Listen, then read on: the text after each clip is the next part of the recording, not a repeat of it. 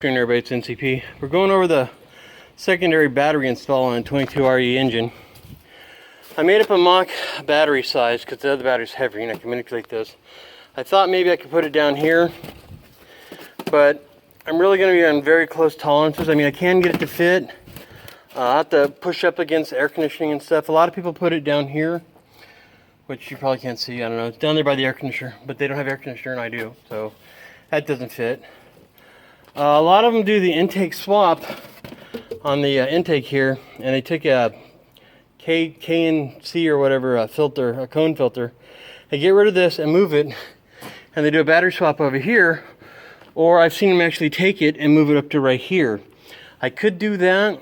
I don't really want to modify that and use that as a second battery thing like they do in the Helixes. So we got this.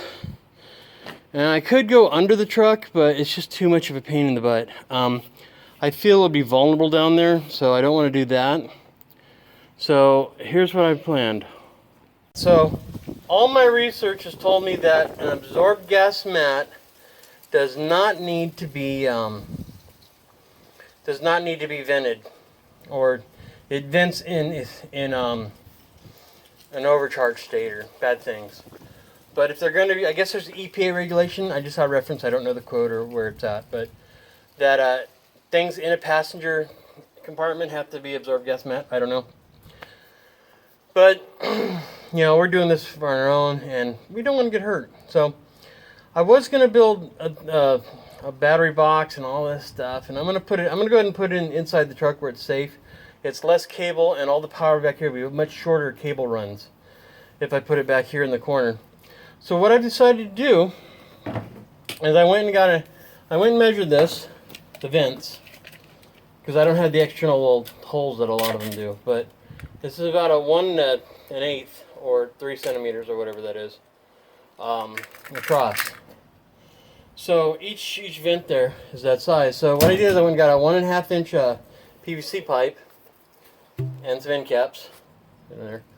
I'm going to take them and cut this in half and set it on there on top of the vent, on top of the vents. So it'll be like a little dome over there, and I'll silicone it to the battery since this is maintenance free. Now, I could do this to the other deep cycle one, the big one that I use in the shop, and I may do that, but I don't know. Like I said, I have to put water in this one. This one's maintenance free. But I'll do that, and I'll cap the end like that, you know, on one end, and the other end will be like just like that, but it'll have a little hose barb in the end in there, and then we'll hook that to a what is that, 3/4 inch 10-foot line, and I can run that anywhere I want outside the vehicle, and that'll only be active if something goes wrong in an overcharged state or whatever. Hydrogen. I heard references that the hydrogen, you know, other than being explosive, it can destroy the paint. Well, that's not an issue in here, but in your car it might be. I don't know. Don't do this. This is just something I'm doing for myself. Whatever, but this will be like a half dome on there. It'll be sealed on one side, and the other half will be vented to the hose. So let me go ahead and get this thing cut up, or let me show you cutting it, and then we'll go ahead and do it. I'll be right back. All right, so we're back now. It was just too much noise. I used the table saw to cut this, and what I did is I cut the pipe in half, and we'll set this down on the vents just like this. So it'll cover the vents.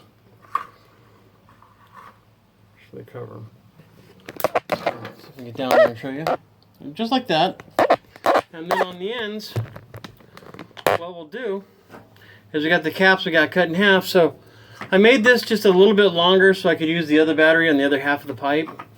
But if you look at it like that, it'll go and it'll fit like that.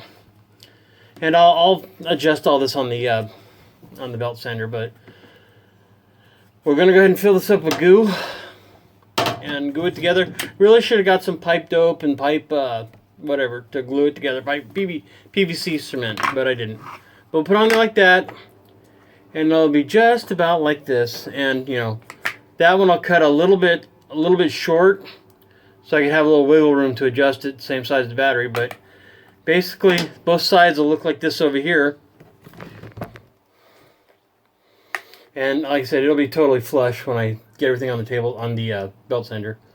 And then we'll take in one of the ends is I'll put the barb on there in one of the tops of the ends, and I'll put the 10-foot PVC hose on there, which is over here kind of, and that should be good. If it does vent, it'll vent through here. So basically we're plumbing up the vents. Like I said, I can do this on the other battery.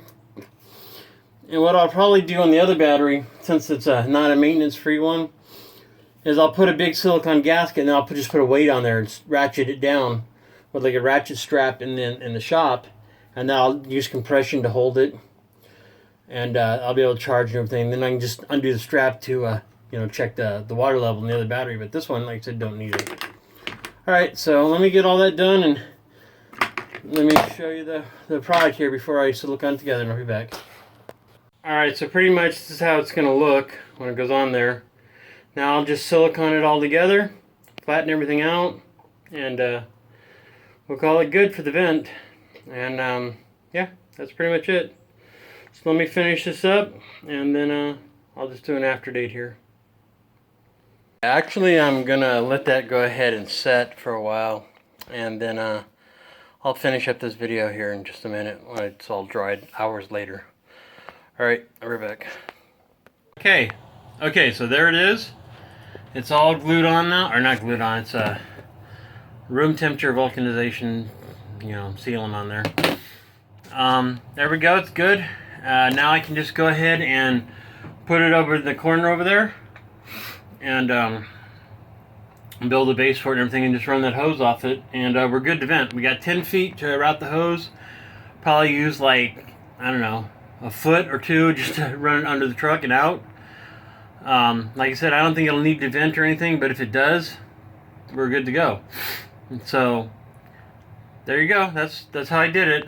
Now I've vented a battery that doesn't need to be vented, but on the other one, I'm going to make a gasket out of closed foam cell foam, or closed foam cell, whatever it is, and put it down there and use a ratchet strap to put it on and apply pressure, and that way I can still open up that battery and easily add water or whatever by releasing the strap. So there you go. Alright everybody, have a great night. North Carolina Pepper out.